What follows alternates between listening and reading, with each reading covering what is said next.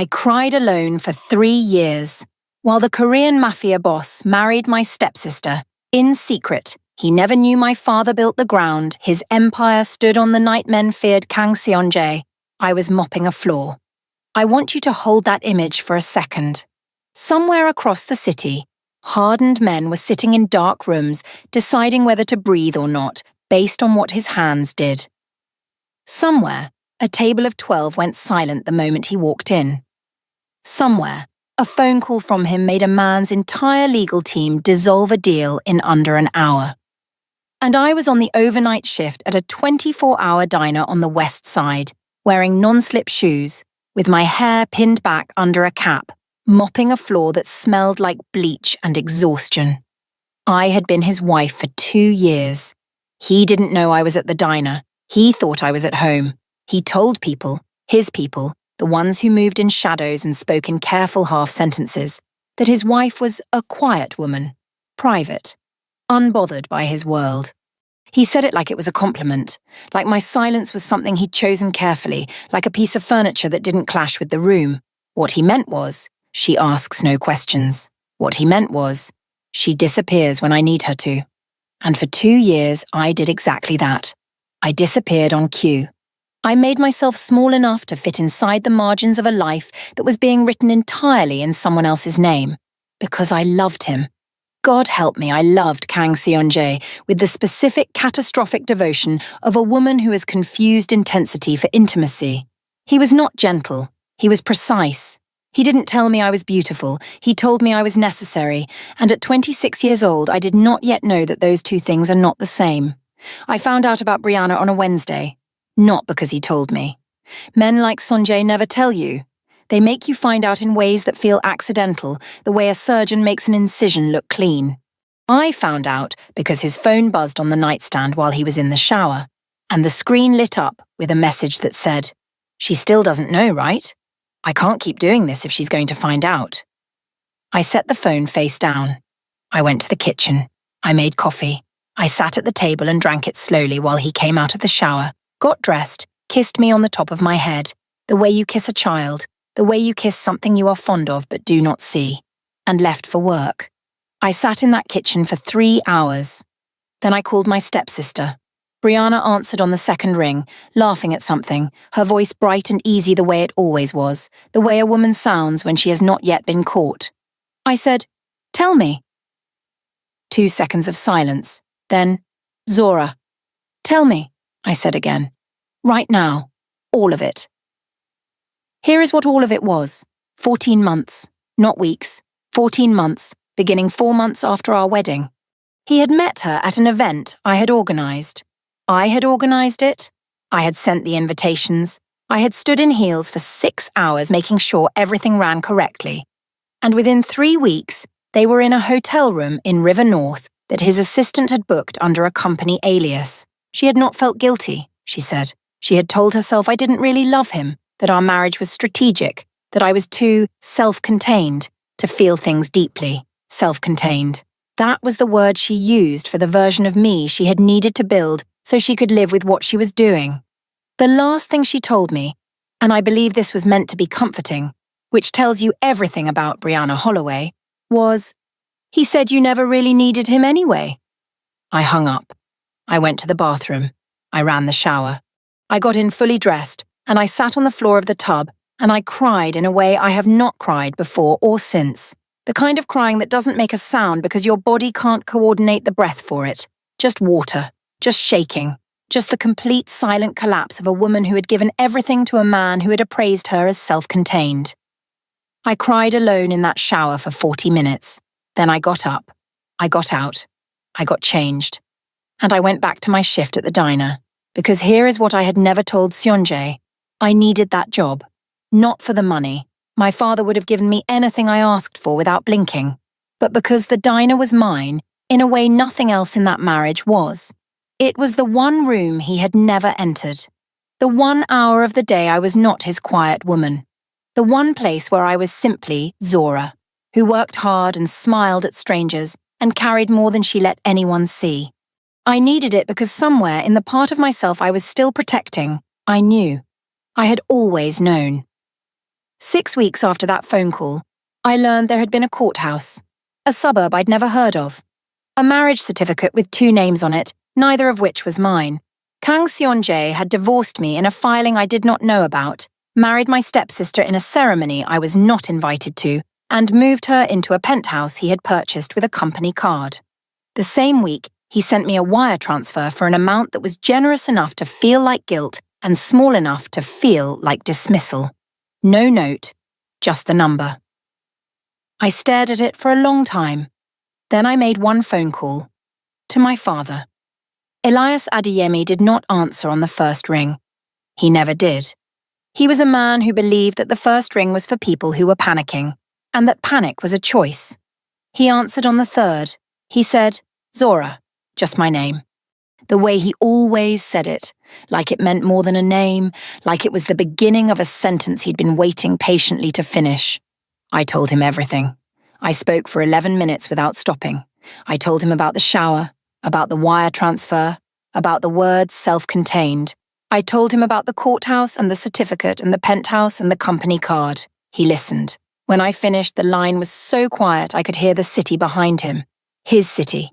The one he had been quietly shaping for 30 years from an office that most people in that city didn't know existed. He said, "Come home. It's time for you to know some things."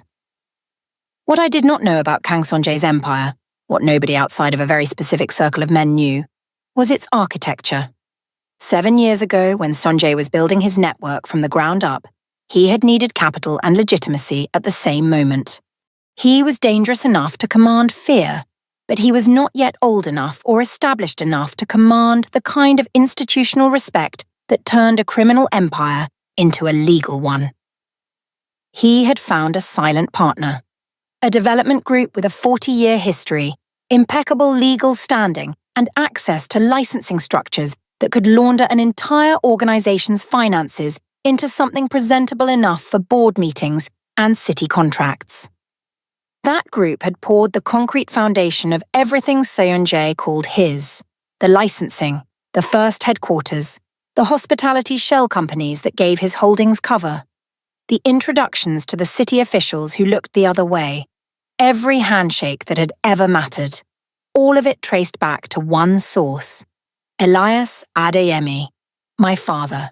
Seon-jae had spent 7 years building his empire on my father's foundation, without ever knowing whose daughter slept in his bed. I sat across from my father in his office, dark wood, floor-to-ceiling bookshelves, a view of the skyline that he had, in part, built, and I said nothing for a very long time. Finally I said, "He doesn't know." My father said, "He has never known." "Why didn't you tell me?" He looked at me the way fathers look at daughters when the answer costs something. "Because you would have left him for the wrong reason," he said. "I needed you to leave him for the right one."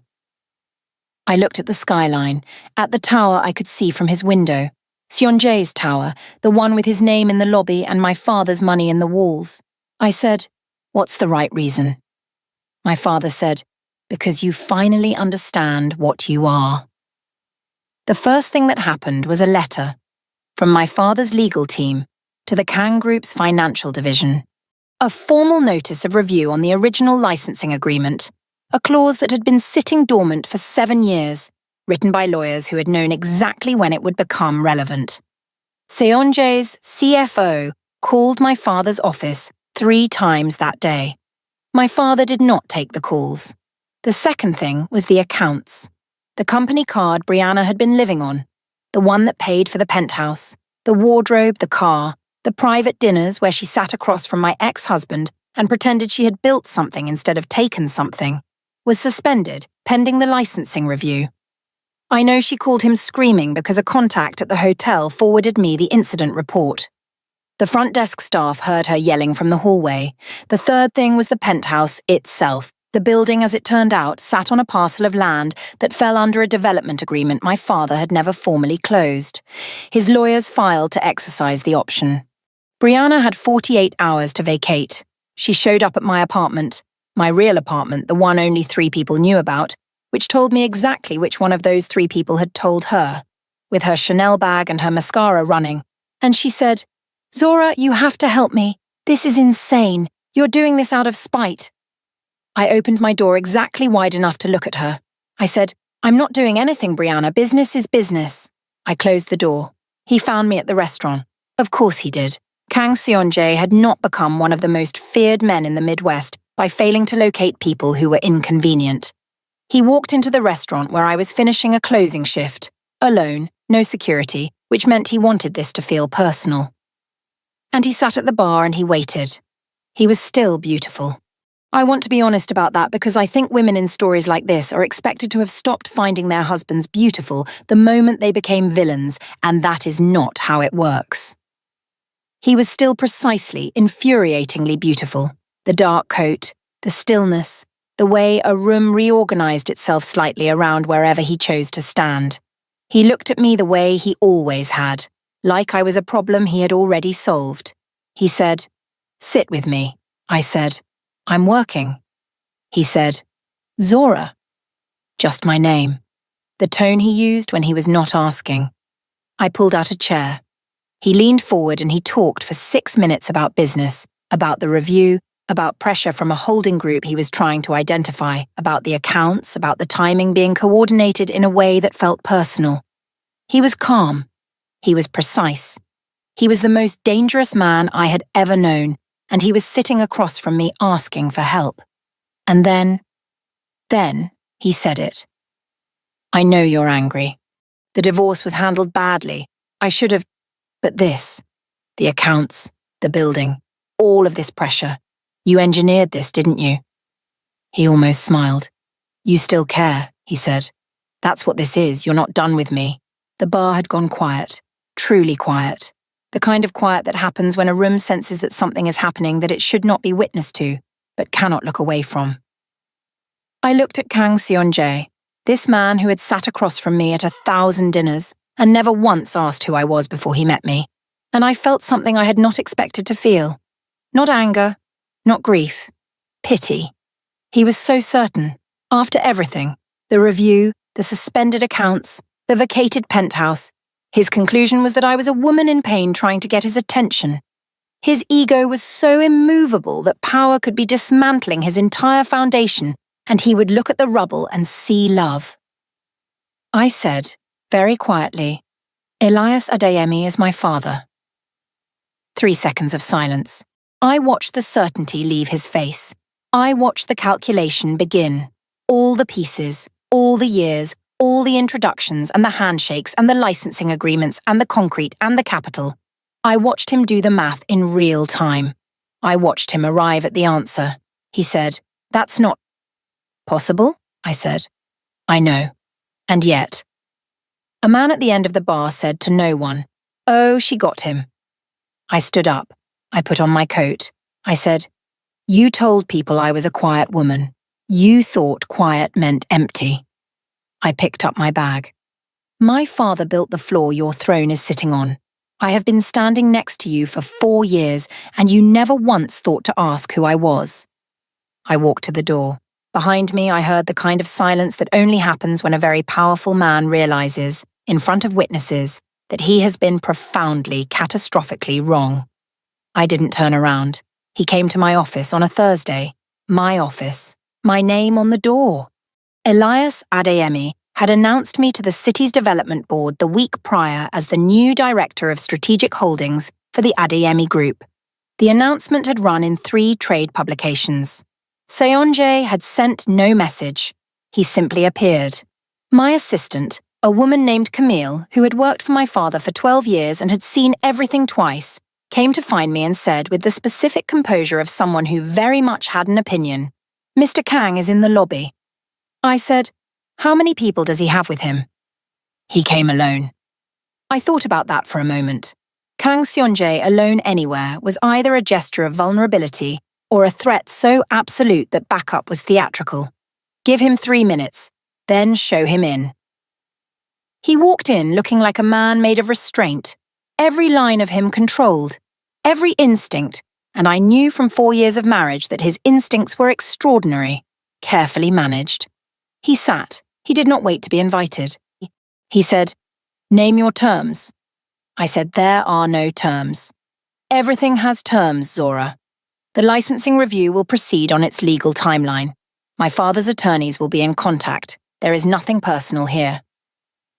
He looked at me for a long moment. Then he said, I want to make this right. And I felt it. The old pull. The one that had kept me mopping floors at 2 a.m., telling myself it was a season. Just a season, it would pass. The way his voice went quiet when he meant something. The way he looked at me like I was the only still point in a room full of motion. I let myself feel it for exactly 2 seconds. Then I said, You cannot make this right, Seonjae. You cannot rebuild something after telling yourself it didn't need tending. You looked at me every day for 4 years and saw a quiet woman. I was never quiet. I was patient. Those are not the same thing. He said nothing. The difference, I said, is that patience runs out. The board vote was 7-1. The Kang Group's legacy partnership with the Adeyemi holding structure was formally dissolved, the licensing agreements restructured under new terms that removed Seonjae from the primary table. He retained enough to rebuild, eventually if he was disciplined about it. My father had insisted on that. We don't destroy people, Elias had said. We simply stop holding them up. When the result was announced, the board chairman looked across the table at me and said, Ms. Adeyemi, it appears your family has been patient with this arrangement for quite some time. I said, We are a patient family. He tried one last time. He came to the parking structure of my building on a Sunday evening, alone again, and I understood now that this was how Seonjae expressed something close to humility.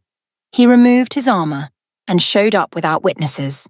He looked like a man who had not been sleeping.